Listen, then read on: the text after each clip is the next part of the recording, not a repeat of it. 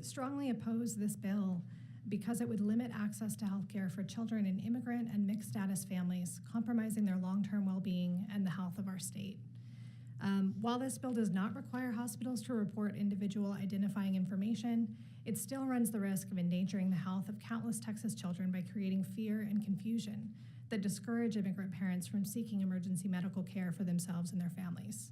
In 2023, similar legislation passed in Florida, creating widespread fear and reducing access to health services for immigrant patients, even though the Florida law, unlike HB 2587, explicitly states that disclosures of status will not result in a report to immigration authorities.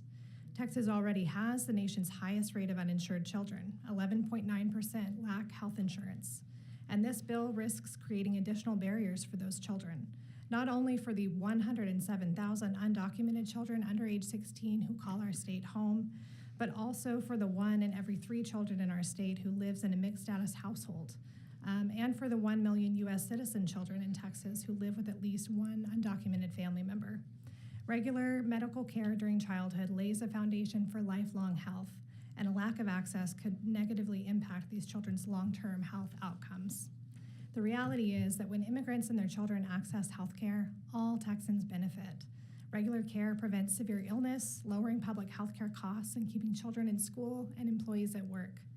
As Dr. Ron J. Anderson, the late former president and CEO of Parkland Health and Hospital System in Dallas County, once observed, providing undocumented immigrants with access to health care protects public health by controlling infectious disease, and providing prenatal care to undocumented mothers can reduce infant mortality and other complications while saving thousands of dollars per child in healthcare spending. All children deserve access to the healthcare they need to reach their potential and live full lives. Therefore, we urge you to protect the health of Texas children and their access to healthcare by voting against HB 2587.